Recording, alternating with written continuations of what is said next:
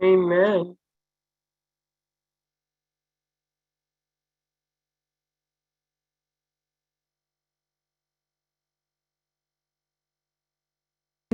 Good morning, everyone. Good morning. Good morning. Is it possible to hear some good morning from more people? Let it out there. Let's let it out. Good morning, Doc. Good morning. Good morning. All right. All right.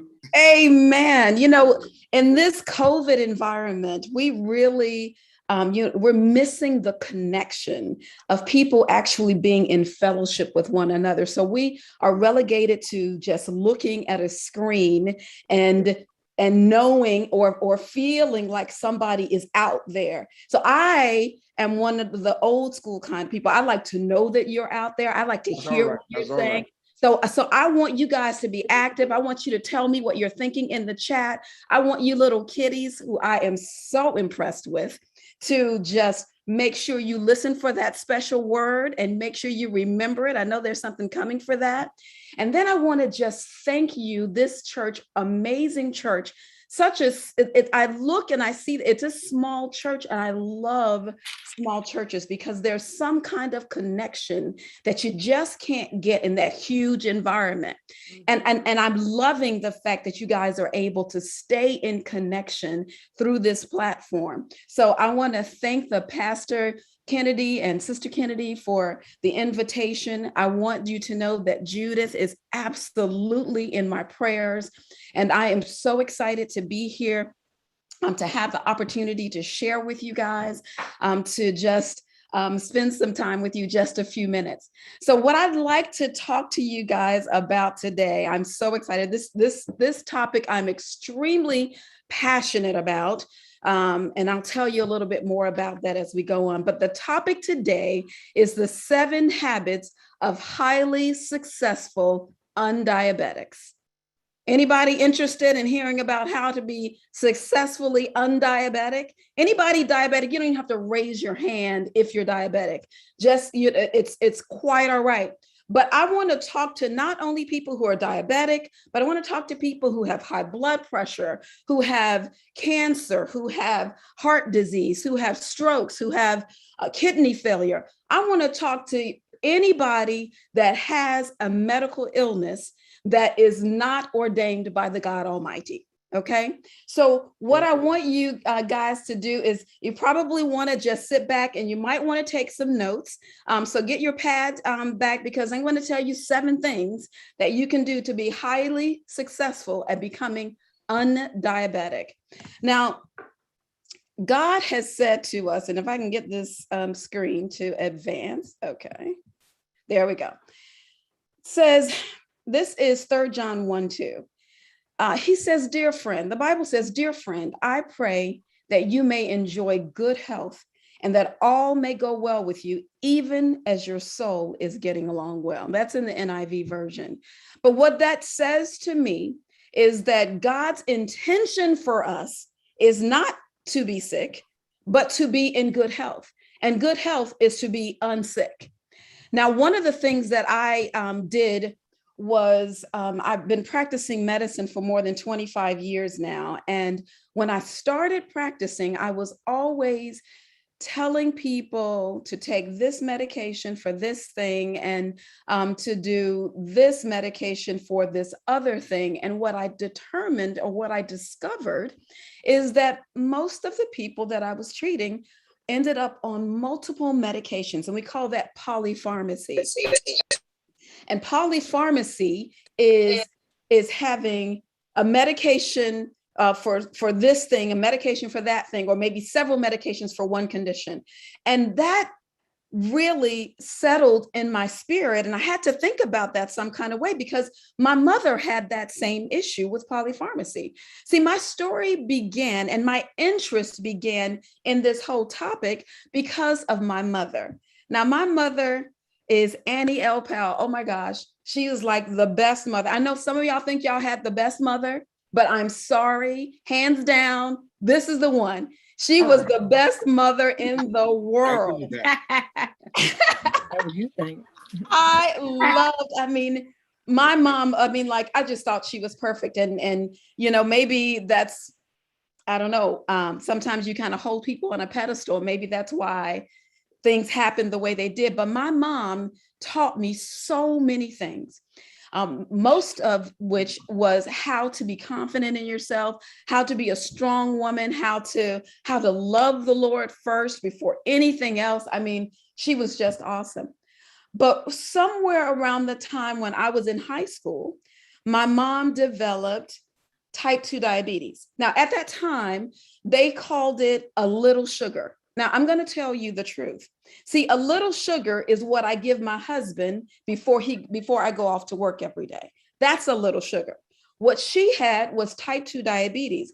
And back then, they didn't really understand what type 2 diabetes was, like what it did, what it actually caused in your life.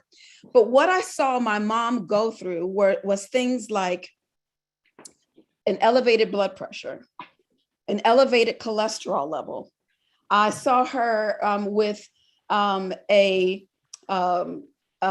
obesity. She started having problems with her kidneys. She developed congestive heart failure. And then ultimately she succumbed to the illness of complications of type 2 diabetes in that congestive heart failure. And I can tell you that this was the absolute worst time in my life, because I was in medical school and I was on a cardiology rotation. So I'm learning about the heart when my mother is at home having heart problems. And the bad part was that I didn't know enough to do anything about it. So I felt like as a second-year medical student, all I could do was stand on the sidelines and watch my mother succumb to this illness. And I remember talking to my cardiology proctor, the doctor that was the cardiologist that led that rotation. And I told him about my mom's situation, because literally in that November of 1992, I will never forget it. In November of 1992, I had gotten a call that my mother had coded. Mm-hmm. And I just remember praying, God, please don't let anything happen to my mother. God, please don't let anything happen to my mom. And the three of us, I have, if I say a sister, you never know which one I'm talking about, because I have 6 of them. And so 3 of my sisters were in DC. The 3 of us were in DC. I was in school. My other sister was in school, and my older sister was working there. And when we got the call, I remember us getting in the car, and it was like, for some reason, like the worst blizzard, because going from Washington, DC to Chicago or to Indiana, where we were from, there were many turnpikes, and all along that turnpike, there was a blizzard. So all of this, we're driving through like the worst day in the year, but in our minds, all we knew is we got to get home because we got to see mom. And even though on the Pennsylvania Turnpike, every time we had taken that trip, my sister Lacadia would invariably on the Pennsylvania Turnpike, she would say, you're adopted, right? And I would say, Renee, I call her Renee sometimes too. Why is it that every time we get to the Pennsylvania Turnpike, you have to tell me I'm adopted? She said, well, you are. I mean, look, you're this, you're that. You're not our sister. You're just da-da-da. She just thought that was the funniest thing in the world. But this trip was different. Nobody talked about me being adopted. We didn't laugh. We weren't joking. We weren't, we were not like looking forward to the next stop. All we thought, our minds were focused on getting to Indiana, where my mother was. When we got there, she was in the ICU, and she was connected to a lot of tubes and machines, IVs and all kinds of things. And I remember sitting by her bed with my medical books, just sitting there. And I remember when she woke up, and she woke up, and when I look back now, because I've seen these things happen, I know what was going on in her head. In her mind, she was thinking, oh my God, if I close my eyes, I may not wake up again. And I was thinking, Mom, you need to get the rest. But I didn't realize she was afraid to close her eyes. God was gracious to us because she actually was discharged home that time. And my mom told us something a little bit later, that she had this experience. She'd had a dream. And when she saw us coming to her hospital room, we had come into the room in the same order, all seven of us girls. My brother wasn't there, but all seven of us had walked in to the room in the same order that we were born in. And she saw that. And she told us that she had an experience. Now, I thought that this was an absolute, like, I would never have believed this had it not happened to my mother, because she was like the devout Seventh-day Adventist Christian, staunch Adventist Christian that I ever have known. And she told us that in that time when she was unconscious, she had an experience and she spoke with God. She said, I want to see your face. He said, no, you cannot. He said, nobody's ever seen me and lived, and it's not your time. You need to go back because your children are not ready.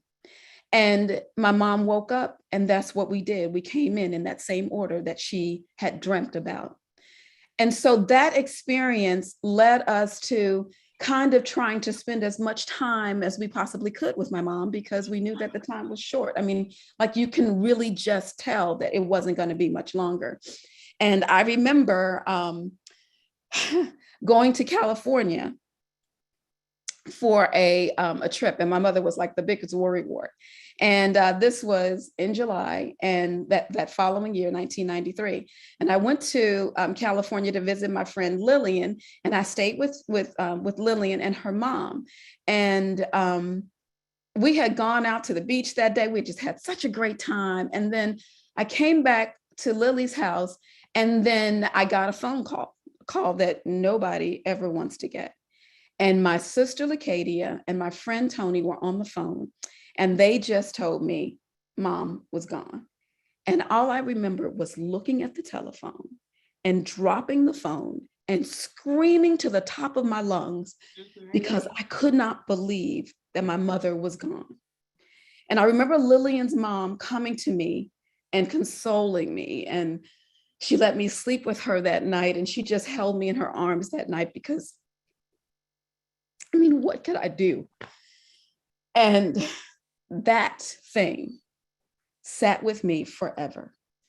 I can tell you from then on that made me worry and about other people who were experiencing things that I had experienced. And I just didn't want that to happen to anybody else. So it led me to write the book, How to Reverse Type 2 Diabetes and Other Chronic Diseases.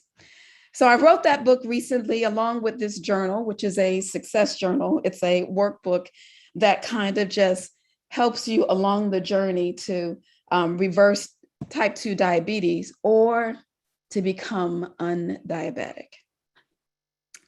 And I can tell you that I have seen incredible success with people turning around this disease, not only type 2 diabetes, but high blood pressure, congestive heart failure, improvement in renal function, increased longevity from cancers. I mean, it's just absolutely amazing. I got the title for my talk from, I don't know if you guys have heard the book, The 7 Habits of Highly successfully successful people, right? It's written by Franklin Covey. If you've heard of that book, just type in the chat, I've heard that book. And I remember reading that book. One of the things that I did, like Franklin Covey was like, I used to carry that big organizer. I had the large organizer, Franklin Covey, because I just had to put, like, I had to have my calendar here, and then my schedule, like what I had to do here, and then I had my business cards here, and I had it zipped up in a binder. So I had like the ultimate respect for Franklin Covey. But one of the things that he says is, we must allow ourselves to undergo paradigm shifts, to change ourselves fundamentally and not just alter our attitudes and behaviors on the surface in order to achieve true change. I mean, like, how can we get that change? But I want to talk about some of the myths first of what we believe about type 2 diabetes. And that one thing is like the biggest thing that I hear all the time is, my mother had it, my father had it, I'm gonna have it. I don't have any other, that's just the way it is. I'm just preparing myself to have type 2 diabetes, high blood pressure, obesity, whatever the case may be, it runs in my family. But I will submit to you that not everything that your parents have is it necessary for you to have. For instance, I have the absolute worst pair of genes in the world. I lost my mother to type 2 diabetes and complications and cardiovascular disease. She was one of 12 children. There is one aunt left. She has diabetes and heart disease, but she's living on medications. But the rest of them, aside from one, died from heart disease. My uncle was 35 when he had his first open heart surgery. And he said, I will never let anybody cut my chest open again. And he didn't. And he ended up dying because nobody gave him one clue. And I'll tell you what that clue is later. But it is not just in the genes.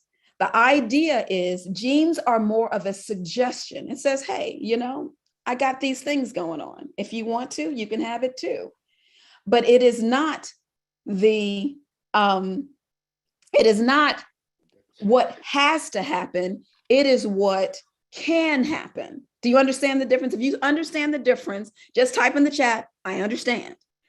Because it is more than just the genes. And we have been given the blueprint. We just got to figure out what it is. So the real problem is not that it's in my genes that I have type 2 diabetes. The problem is the way we see what's going on. But let me tell you what I mean by that. Let me tell you about what it means to be type 2 diabetic. Now, some of these things will relate to type 1 diabetics, but this topic, there are special considerations for type 1 diabetes, but this topic is really focused on type 2 diabetes. And the reason that is because this is a diet exacerbated illness. It is based on what you put in and what you put on and what you do with. And we'll talk about that. But let's talk about what hemoglobin A1c is. Has anybody heard about hemoglobin A1c? Hemoglobin A1c, you know what that is? Look at you. Are you kidding? Look at you. I'm so proud of him. Hemoglobin A1c. This is what happens. In a normal situation, you know that you have red blood cells, and red blood cells are the oxygenated cells of the body that goes through all of your circulatory system to get oxygenated, to go to all parts of your body to provide oxygen, which provides energy, ultimately energy to all the cells of your body. So you feel like getting up in the morning.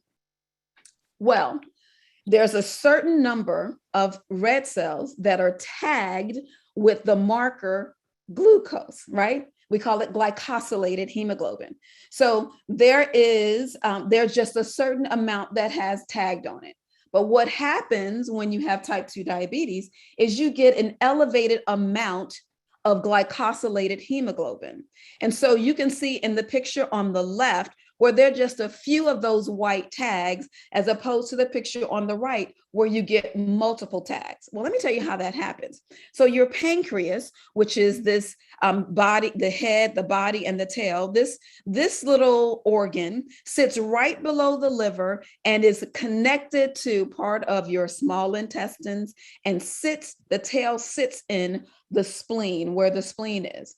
So this pancreas is responsible. It has many cells inside of it, but one of the cells that's inside is beta cells. And beta cells are responsible for secreting insulin. Have you heard of insulin before? If you've heard of insulin, just tell me, yes, I've heard of insulin. Yeah. Awesome. Yes. So good. I'm so glad to know it. So insulin is the key to getting that sugar that you eat inside the cell where it's necessary to produce energy. So you want to get up out of the bed in the morning. So when everything's working right, the insulin will be when you eat food, it goes down your digestive tract, hits the stomach, then boy, the pancreas wakes up, hey, I just got some sugar in there. So I'm going to need to secrete some insulin so we can get that sugar where it needs to be. That is the preferred source of energy for your cell is glucose. So when it turns on, it says, hey, I'm going to take that sugar molecule from all of those different things, and I'm going to all of those different foods, and then I'm going to take it, I'm going to escort it inside the cell where I'm going to unlock the key, use my key, unlock the door so the glucose can get inside the cell. Now, what that looks like is insulin will attach to the cell surface and then go through these different channels and go inside the molecule or inside the cell where the body will use it to produce energy. Now, this is kind of a little busy slide, but you can see kind of how this works. But I want you to focus on this pancreas going over here. The goal is getting glucose inside the cells of the body, this one, the muscle, so that we can actually have energy. If you didn't have it, you wouldn't be able to walk. You wouldn't be able to get up and move around. But this is the mechanism that God used to give us energy, which is absolutely amazing. I think he's like so incredible. I just like get in awe of what he did. So here is the normal glucose metabolism, right? So you have this glucose coming in the cell. It's attached to the insulin molecule. It fits like an enzyme, like a puzzle piece, enzyme substrate complex, where it comes in and attaches to the normal cell. And you can see that it has this, it has like just a normal amount of fat cells. But what tends to happen is when in the kind of diet that we have we call it SAD, the SAD diet, which is the standard American diet. The standard American diet is bereft with so much fat and so much sugar that we get a different mechanism occurring. So in the SAD diet, what tends to happen is there's so much fat associated with those cells that the insulin can't actually get inside the cell because it's too much inside of it. So then you end up with glucose just sticking outside. So here's a picture of fat cells. And because you can see the fat cells are so tightly, like fat loves fat. So it just kind of connects to each other. And it's so tight that there's no room for the glucose molecules to get inside the cell. Now, what does that do? What it does is it scrapes these blood vessels. And so the blood vessels that you have all over your body, in your legs, in your arms, in your back, in your kidneys, in your liver, those blood vessels everywhere in your body, including your brain, will get scraped up because of the glycosylated hemoglobin. So that glycosylated hemoglobin is like glass sitting on the cell and scraping your blood vessels so that you get inflammation. Mm-hmm. That inflammatory process starts this whole thing of closing up the arteries. And eventually, the one we know most often is that it affects the heart, but it can affect so many other things. So one of the things that's important is to actually know what your hemoglobin A1c is. It is important to know what your hemoglobin A1c is, because this thing causes a lot of different things. And sometimes we don't know what comes first, the chicken or the egg, but obesity is definitely one of those things. And if you think about the obesity epidemic in the US, but even in the world, as our Western diets move to other places, we're all getting too much fat. And so this is what fat looks like on the outside. And I showed you a microscopic picture just in the previous slide, but what does it look like around your heart? Like, here's a normal heart, and then look at all this fat. Can you see that?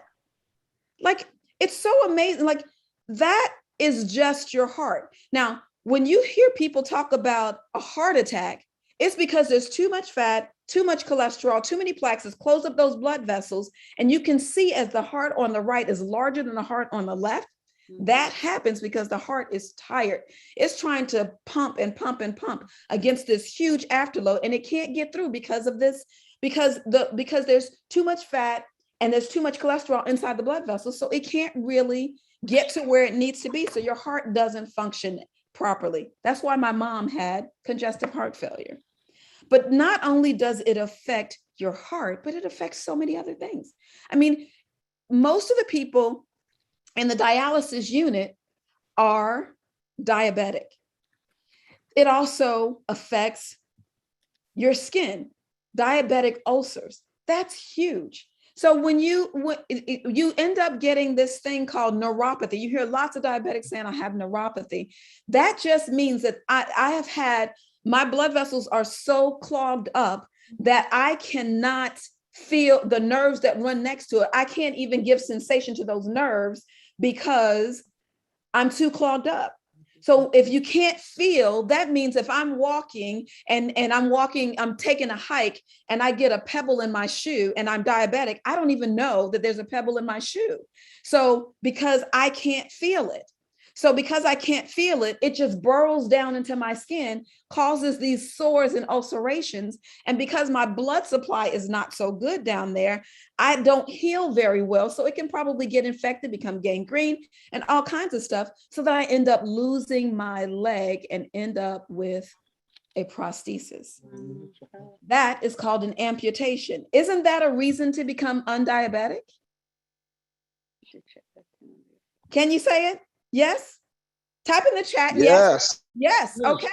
So if you don't, not becoming undiabetic is important, because not only can it cause those things, but the things that we see the most often, and these are the silent ones, is a heart attack and a stroke, because those are things that will happen just like that. You don't even know that you have a problem sometimes, and it just happens just like that. So you hear a 45-year-old man walking and has a heart attack, or you hear of, and this happening in younger and younger people, because our diet is becoming worse and worse. And then, I love this. I don't know if you guys have ever heard of a comedian called Jim Gaffigan. I love him. He's a clean comedian. But he talks about, oh, no, it wasn't him. It was Sinbad. I love him too. Clean comedian. He says, men, you need to stay with the wife that you had when you were young. He said, you go with those young women and you're over there. You're over there. Something's happening to you. They don't even know. He said, I need a woman who knows the signs of a stroke. He said, because you're in there with that young woman and she's saying, oh, you're so cute. Why are you acting like that? But that is a situation where a person is having a stroke and they don't even know it. But not only does it cause strokes and heart attacks, but did you know it can even cause back pain? And you're like wondering, why do I have arthritis? Why is my back hurting? What is going on? Well, the traditional answer to all of these issues has been medication, right? But I submit to you that your body is not craving pills. Your body is craving nutrition, because we don't give it nutrition. We give it everything. We fill it up with all kinds of stuff, but we don't give it what it needs to function optimally and to become undiabetic.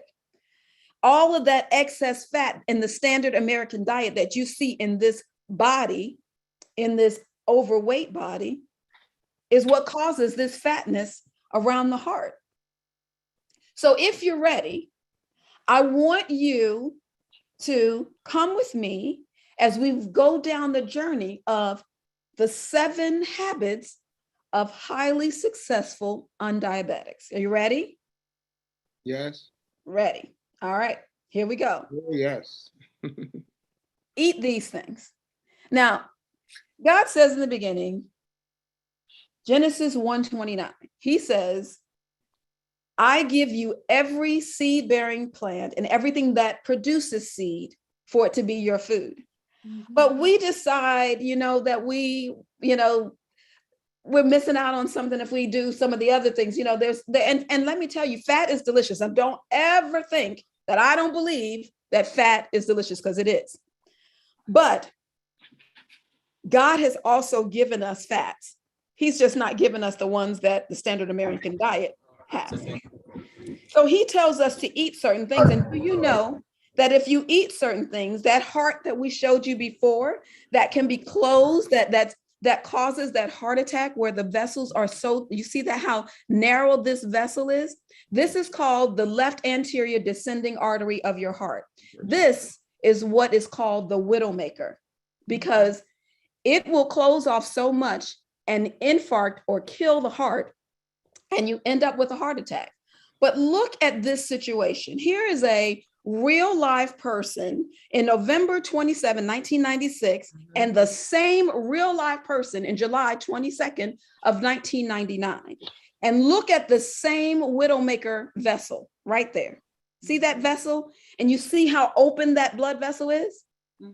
Why? Because it ate what God told him to eat. That's the issue. But here is what I have to say before I go any further. Because some people I treat, I have to first ask them, are you willing to do the things that cause the disease in the first place? Now, if you are willing to do the things that cause the disease, I know I'm probably preaching to the choir, because we have this. We already know this as a Seventh-day Adventist. We are way ahead of the game as far as health is concerned. So I'm probably preaching to the choir. But if I'm not, if there's anybody here that has high blood pressure, that has diabetes, that has high cholesterol, that has obesity, that has any of those inflammatory conditions, then I want you to just listen up.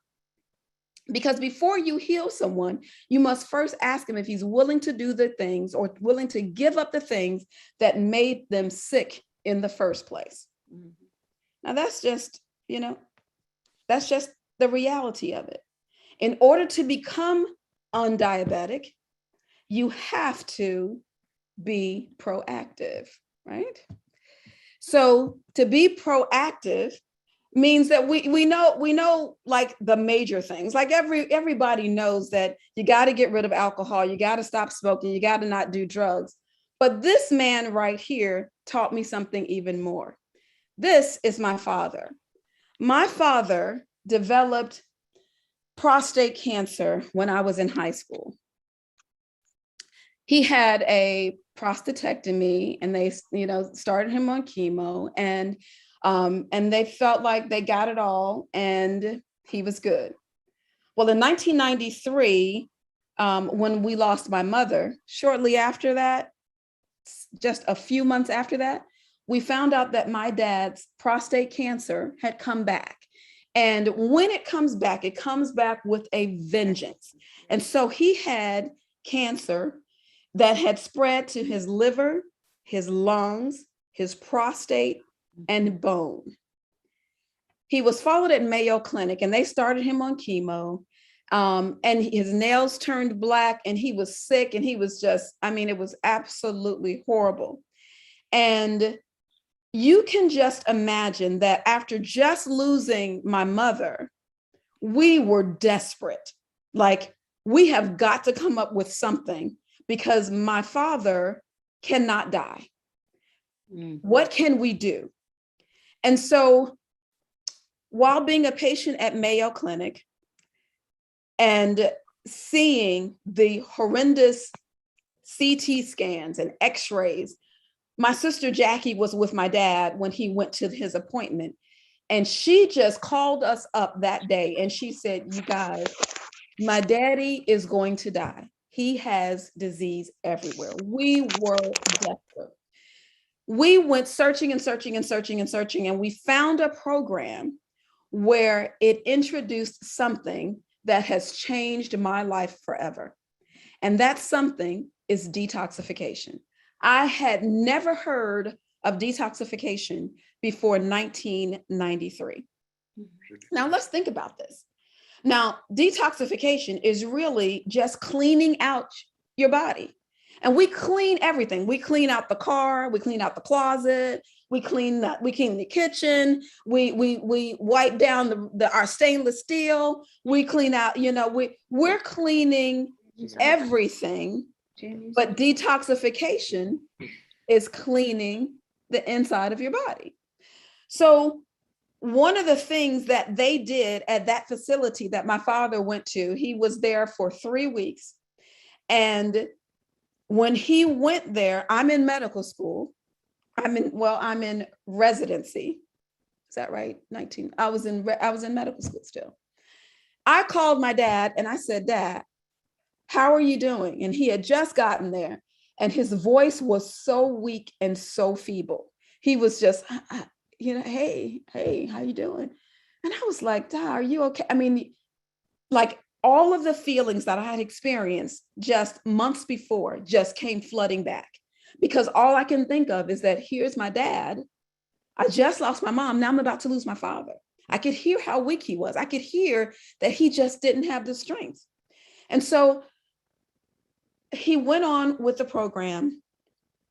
And then I talked to him at 2 weeks and I called him up and I said, "Hi, Da." We called him Da. I'm not sure why we got that, but we called him Da. And then if we were talking to each other, we would call him my daddy, because each one of us thought he was my daddy. Even though he had 8 children, we all said my daddy. And I said, "Da, how are you doing?" And he said, "What do you mean?" He said, "I'm doing fine." And I was like, "What?" I mean, his voice had changed in 2 weeks from feeble and weak to the most energetic I had heard him in several years. I had not heard my father sound like that. They took him through a series of detoxification processes that cleaned out the gunk and cleaned out the mess and started his body working the way his body was supposed to work. It gave him energy. And then my father went back to Mayo Clinic and they started to see something incredible. The doctor told him, they said, "Man, your chest x-ray looks so much better. What are you doing?" And my father started saying, "Well, I've been changing my diet and I've been eating this and I've been eating that." My father told me that he was eating stuff he had never seen before, because my dad was a meat and potatoes man. Meat every day. We had meat for every meal. And if we didn't have some meat, it was because we had run out. But if meat was there, we had it every meal. I remember crying for a second piece of bacon. I mean, we absolutely loved it. It was beef bacon, and it was what we were supposed, we were okay to eat beef.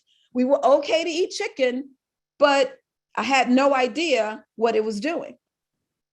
So when my dad made that miraculous change and spoke to his doctor at the Mayo Clinic, trying to explain to him what he had done, the doctor was like, "Oh, whatever, just keep doing whatever you're doing." And I just thought that was so interesting, because even today, there are doctors who believe that what you eat has nothing to do with your health. Now, let's think about that. Garbage in, garbage out. That's what I learned when I was growing up. There used to be this mantra that was a sign. It was a television commercial or even signs on the street. "You are what you eat." When's the last time you saw that sign? We have done an incredible job at making people think that what you eat has nothing to do with what your health is like. And I just want to say the first habit of highly successful undiabetics is detoxification. Now, detoxification is not only what goes inside of your body, but even what goes on your skin. Because do you know that there are so many toxins in everything that we put on our body, that we clean the house with, that we wash our hair with, that we spray on, that All of those things are so full of toxins. And one of the ones that I want to draw your attention to, because it is so ubiquitous, is parabens. And parabens are found in shampoos, conditioners, lotions, facials, shower cleansers, shower scrubs. You are looking for any word that has paraben connected to it. Ethylparaben, butylparaben, methylparaben, propylparaben. Any of those parabens are toxins, and they do something called endocrine disruption. Endocrine is just a nice fancy word that we use that describes what your hormones are doing. It just damages your hormone sequence, and all of your hormones do all kinds of things, right? The hormones are like, they're like, if anybody has ever been to Atlanta and you saw Spaghetti Junction and the hormones are doing all of these kinds of things, and the highways and the freeways are moving in and out and all that kind of stuff, that's disrupted with these particular things called parabens. So make sure you're looking for parabens. We're talking about detoxification. That will help you to do things like even detox your home, because now you can look for products that don't have bad things in them. I mean, you just want simple stuff, right? Like, I have moved from getting Clorox bleach, because, when I was growing up, if it didn't smell like bleach, it wasn't clean. Mr. Clean was the thing. And I grew up with that, but I looked at those things and I'm like, oh my gosh, we were really breathing in and putting on our hands, washing things with a lot of different toxins. And we weren't wearing masks then. We were just breathing in those toxins. So simple stuff. I mean, like, you can use vinegar and water. And then there's a whole line of detox or non-toxic products that will help you in your journey to becoming undiabetic.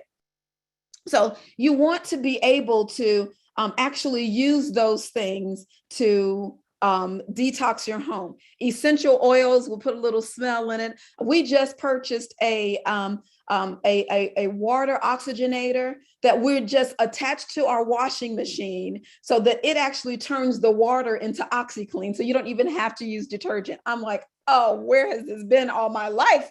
Oh my goodness. So I was so excited to find that product, because it keeps your clothes whiter than the detergent, which is really that's so interesting. I can't even imagine that it could do that, but it oxygenates the water. Now, when we're talking about oxygenating the water, that is what becoming undiabetic is all about, is oxygenating your cells. And so if you want to oxygenate your cells, you have to go with the second habit of highly successful undiabetics. And what is that? Drinking pure water. Man, I can't believe, God is so amazing. He gave us the stuff that we needed. And it's right here. I mean, it's here. It's not like we don't have to go to the mountaintop to get it. We don't have to go dig a well to get it. It's just right here. You can literally just turn your faucet on if you got the right purifier and get pure water. If not, you want to go with water that has been purified. I like reverse osmosis.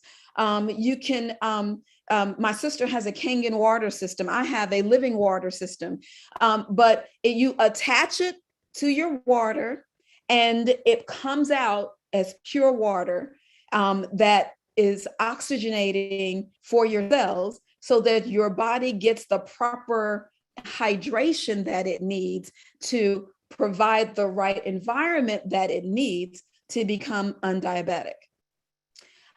Sometimes I have to get bottled water, and there are some bottled waters because there's a second toxin that I want to tell you about, and it's called BPAs, bisphenol A.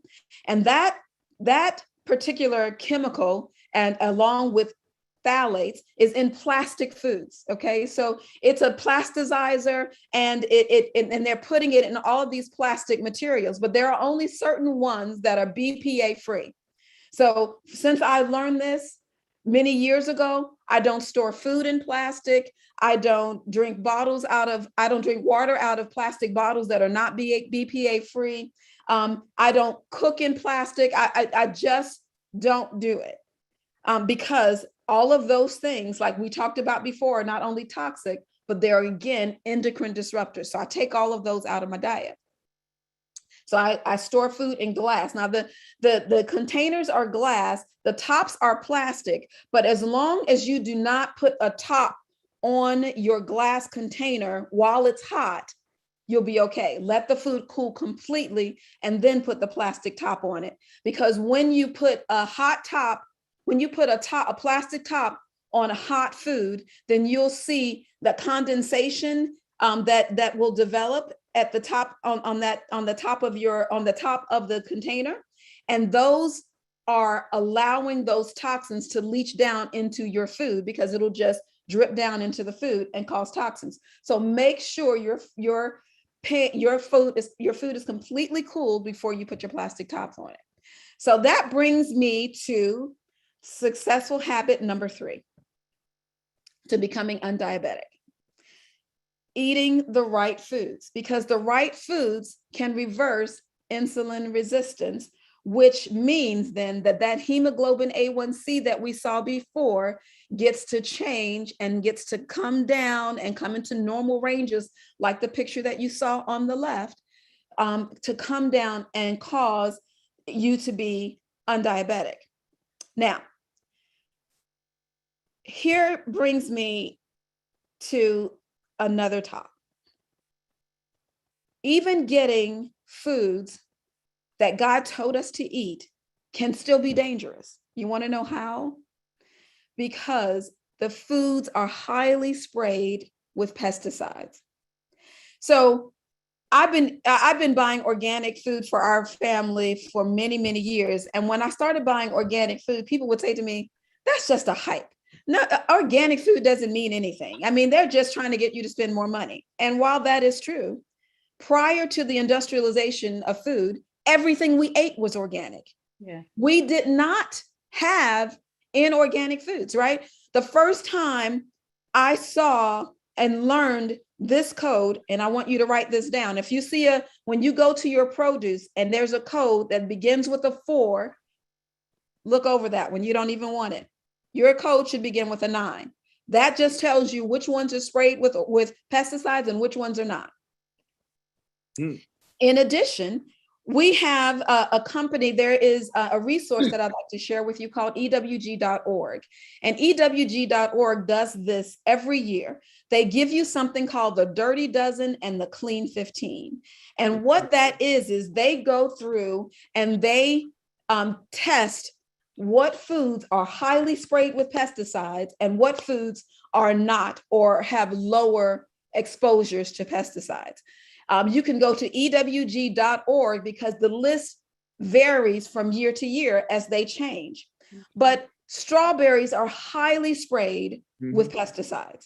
So I just go, I am not buying strawberries that are not pesticide. My strawberries have to be organic. Now, if I'm out somewhere and I have to eat what everybody is eating, and they happen to have some fruit and I don't know if it's organic or not, I would rather eat that fruit than to eat something bad. Like I will eat that fruit and not eat that cheese, and know that I may be inhaling some or consuming some toxins, but I know when I come home, my foods are going to be non-toxic. So I'm going to continue to eat the way I eat at home, so that I can. Spinach, kale, like the super house kale, kale probably should have like its own person to what do you call it, a publicist. It should have its own publicist because it is so full of incredible nutrients, but they spray it with pesticides. Now I know why they spray it, because I'm growing kale on my back porch and the worms love it. So I go out there and I'll spray it with cayenne pepper and water, and I'll put some peppermint around it because I'm trying to stop them from messing with my kale, because I want to eat the kale. I don't want you to eat the kale. But when you buy it in the store, you want to make sure that it is pesticide free. Now, there are some foods that don't really matter if you buy them conventionally. So you can buy it with the number 4 on the produce SKU number. These are the ones on the right. Those are the clean 15. Now, some people think like, wow, if you tell me that I have to detox, does that mean that I just like, what does that mean? Like, do I not eat anything? Like all I can eat is like just plain fruits and vegetables, or do I just have to eat salads? And while salads is a part of the detox, and the lifestyle change that we talk that you make involves not just salad, but you get to eat all kinds of delicious food. Like I don't just eat lettuce and tomato and cucumber as my salad, because I just get bored with that because I need something else. So I like to beef my salads up. Like I got some roasted chickpeas in here and they're nicely seasoned with cherry tomatoes and the mixed greens. I got scallions in there. All kinds of things that are going to actually increase the nutritional value, but not just the nutritional value. I want to make sure that I feel satisfied too. So I'm trying to make sure that I'm eating the foods that are going to not only satisfy me, but heal me in the process. Amen. There are other foods that you can eat, like after the detoxification, to just become undiabetic, right? And I love it. Like I love to cook. Like my favorite thing to do is cook. Like I will go to work and come home and cook dinner for my husband. And when my children were not busy where they are now, like we used to eat dinner together every single day. So I would sometimes, if I knew I was going to have a busy day, if I was going to be in the OR that day and I maybe was going to get home late, I would start cooking in the morning. Like just drop some food in my crock pot, or I drop some food in my Vitamix, or, put some food in the oven to roast and go get dressed. And when the food is finished, the roasted stuff is already done. So I could just come home and heat it. I was just trying to find like quick ways to make sure that I could still give my family and me nutritious meals without like, not, like killing myself in the process. So I found ways to kind of make things a lot easier so that I can make delicious food. So, this was my breakfast yesterday. It was just so many different things. This one is tofu, but I know it looks like fried chicken and it tastes like fried chicken too. At least what I remember. Once you do the detox, man, you don't really care about the old food, because it actually changes your taste buds too. And so things that you used to eat that's like so salty that your normal amount of salt are so salty once you detox, because it actually takes, write this down, it takes 2 weeks to change your taste buds. Just 2 weeks.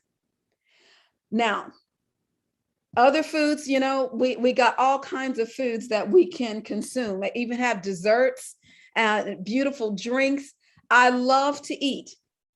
So I want my food to be delicious because I'm a foodie and I want my food to be delicious. So I try to work on it that way. That brings me to habit number 4, exercise. Now, there are people, like some people think that I'm skinny, so I don't need to exercise. That was when I was in medical school, one of my friends, she was very thin. And I was like, "You gonna go work out with us?" She said, "No, girl, I'm skinny. I don't need to exercise." And I was like, exercise is not because you're overweight. Exercise is because your body needs the oxygenation. So it is important to make sure that you exercise in some form. You might not even be able to start off at a high intensity, but if wherever you are, you can do it. In the program that we have a 3-month intensive program to reverse type 2 diabetes.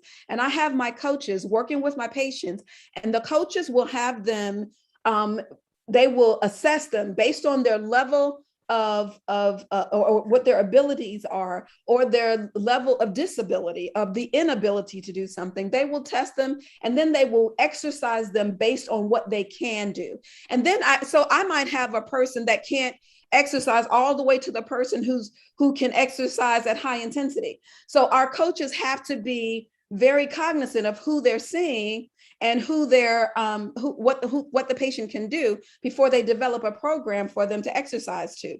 But whatever the level it is, you have to be able to get some activity moving. This increases your blood circulation, but even more importantly, to becoming undiabetic, it also helps for glucose that's out there in that bloodstream and that hemoglobin, that glycosylated hemoglobin or hemoglobin A1c. It will actually bring that glucose down. So that number comes down because the glucose, remember we showed you that glucose wants to go inside the muscle. So when you're exercising the muscle, you're allowing that glucose to go inside of the muscle and out of the bloodstream so that it will stop causing the inflammation that causes the heart disease and the renal failure and the strokes and the obesity and the cancer and the renal. All of those things are important. Blood is important for everything. So now we're going to go to habit number 5. And I'm going to tell you this too. Exercise not only gets your blood circulating, but it also is great at decreasing stress. Now, there are a lot of ways that we teach our patients to decrease stress. And because one of the problems with stress is that it actually causes a lot of pressure on a very important organ that sits right on top of the kidneys called the adrenal glands. And the adrenal glands are probably about the size of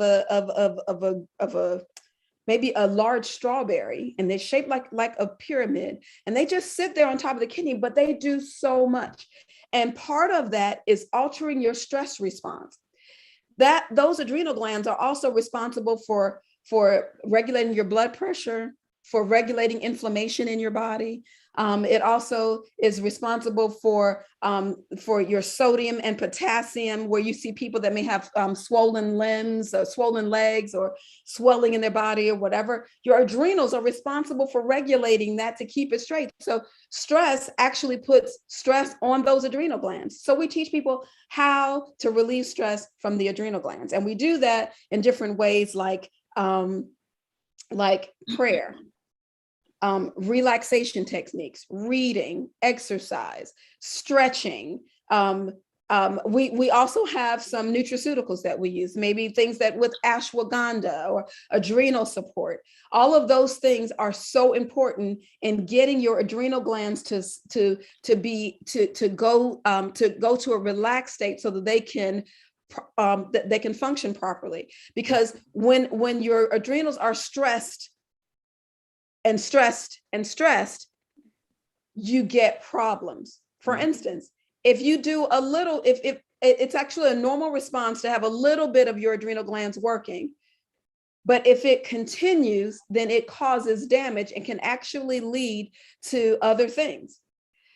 So this text was so important to me. When I read this text, I decided one day, I said, I'm going to prove what God says is right. I want to prove it scientifically. And so I found this verse, a merry heart does good like a medicine. And verse 23 says, but a broken spirit dries up the bones. You've heard that text? That's right. Mhm. I had no idea. God knows what he's talking about, because the merry heart actually secretes nice neurotransmitters, serotonin, your happy hormone, endorphins that make you feel good. All of those things come when your heart is happy. But when your spirit is broken and you're sad and depressed, it secretes cortisol. Cortisol comes from your adrenal glands. Your adrenal glands get overstressed. Cortisol will cause osteoporosis if you have too much. So how about that drying up your bone? A merry heart does good like medicine, but a broken spirit dries up the bone. It is absolutely amazing that you can see and prove God with what he says. I just think it's absolutely amazing. If you think it's amazing, I just want you to type in the chat, amazing. Just God is amazing, because he is absolutely amazing. I'm writing a devotional called How God Got His All Back. And for me, this is one of the ways that God got his all back, because it is absolutely amazing. So that brings us to habit number 6, is sleep. It is so important to get sleep, and you want to sleep at least 7 hours every night. And when you sleep, you are actually allowing your stomach to relax. You're allowing all of your organs to relax because they don't have to metabolize and keep metabolizing. Because when you're awake, the longer you're awake, the more you're going to eat. So your stomach has to, your digestion has to keep working. And the more you're out with toxins, the toxins are working, right? So your body has to detoxify, and it's overworking your liver. All of those things are happening. But when you rest, your body doesn't have to worry about the stuff you're putting in. It has time to work on the stuff that's already in to relax you, to detoxify you. Your liver is working 24/7 trying to detoxify, but we are so bombarded with so many toxins that it works overtime. So when you sleep, you're letting your liver just work on what it already has to do and not bringing in other toxins or the other things that it has to work out. And then habit number 7 is sunshine. Man. It is so amazing. I'm telling you, God, I just can't even imagine. I mean, he just amazes me that he gave us sunshine that our body needs to convert vitamin D that actually helps to reverse type 2 diabetes, the vitamin D. Who knew? I just think it's amazing when we live for God's purpose and we find out that God has a plan for us. God's plan is for us to be in good health, and he wants us to be prosperous. That is his ultimate goal for us. He is not the one that wants us to be sick. He wants us to be in good health. And so he's just given us the way to do it. So we pray, because prayer changes things. Prayer helps us to get rid of the things that cause type 2 diabetes so that we can become undiabetic. So that I always think is important. So we have to be proactive when we choose those 7 things that are going to help us to become undiabetic. Because the problem we have to know is in here, is not out there. We know what to do. So the problem, we have to figure it out. We have to make it happen. We dispel the myth that I can't do anything about this because it's in my genes. That is not the case. The genes are, again, just a suggestion. They are not a determinant. So you get to determine what you're going to do. I like to say that your genes are the things that load the gun, but your lifestyle habits is what shoots it. So it is very important to be active in trying to, in becoming undiabetic. Don't take the active stance of making things happen and being responsible, like doing what God just told us to do. Instead of watching things happen, we actually take the responsibility to allow them to happen. And I tell you, when that happens, we all become successful, because then we become undiabetic. And those 7 habits that help us to become undiabetic, those 7 habits that help us to become successful undiabetics actually happens. So I want to thank you guys so much for your time. It was absolutely an incredible opportunity to be here with you guys. And I if you have any questions, I can answer those questions for you. If not, thank you so much again. Thank you guys for having me. Thank you for the opportunity. And together we can really turn this thing around. Doc, don't thank us. Thank you. Oh, my word. I could keep listening and listening, and I'm sure that is the sentiment of everybody on this line. Oh, yeah. And I don't know, you don't know it, but we got to get you back. Oh, I would love to. We got to get you back, Doc, and we have to give you more time, Doc, and we have to find your book, Doc. This is, and you wouldn't know that last night, a dietitian dealt with the 7 habits. The laws of health. So this ties in so beautifully, because you were just expanding now and explaining. Awesome. This is God driven. I can tell you that. So thank you so much, so much. And Absolutely. we'll be talking to Sister Camilla to work out how we can bring you back. Well, I would absolutely love the opportunity. Thank you, guys. And we have to find where your practice is. If it's in Timbuktu, I will find you. Okay, so I'll get the info from you, really. Now that I have your number, I can get info from you. But thank you so much. And we have been filled We have been filled and flowing over. Thanks. Thanks. I have to join in and say thank you as well. Oh my Yeah. I wanted to hear goodness. that voice. I wanted to hear that voice Yeah. because I'm sure you're pleased. Yes. I am. Thank you. I'm here. I want to say thank you myself. This is Judith Oh, Blair. Judith, what? Oh, Judith is on the line.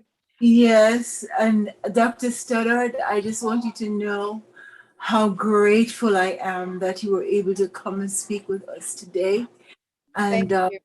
I don't think we have enough words to thank you, but I just want you to know that this connection will never be broken. You're Amen. ours, and we love you. We love you and we thank you. Thank you. Well, I love you guys too. Thank Okay. you so much. And we are, we're praying for your church.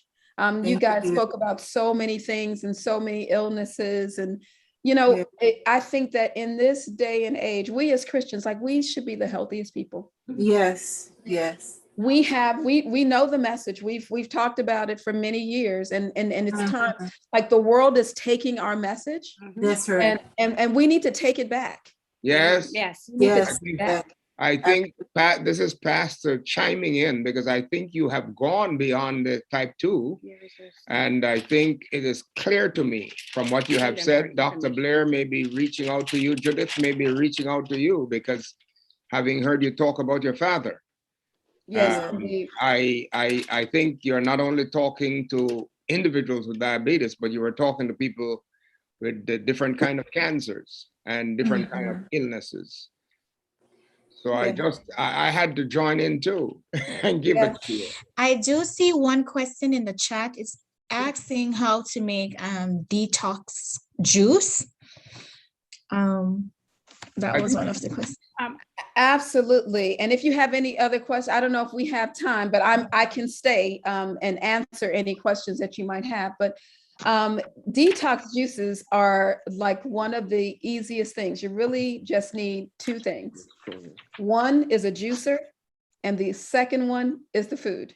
And I tell you, like I juice, like I detox twice a year.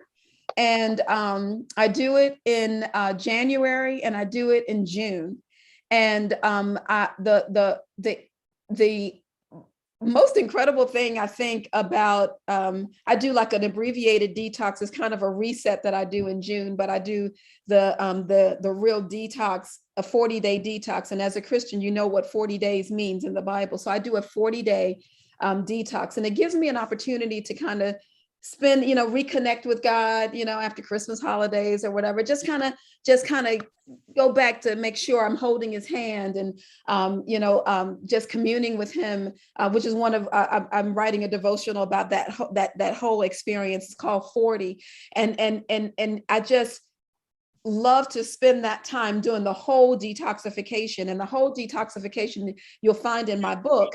It tells you all the things to do. It's lots of recipes for detoxification. The workbook kind of just helps you write them down and kind of gives you the sequence of how to do it. But I just take those fruits and vegetables, careful not to use the ones that are highly pesticide driven. Like I tend to go the extra mile and get them all organic.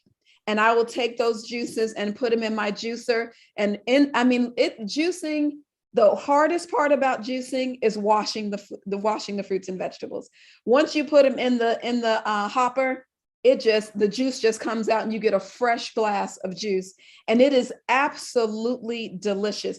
I got to give you guys this one recipe. It's probably one of my favorites. It is it's called The Beet Goes On, and it's a half of a large beet, 1 apple, careful to make sure the apple is organic, about 1 inch of ginger. Sometimes I use more because I love ginger. And then 2 carrots. And I put that in the juicer. And if there's any men on the line, it is exceptional for ED, but it helps everybody because it improves circulation so that when your blood is circulating properly, all things work better. Here's what we want to do, Doc. You're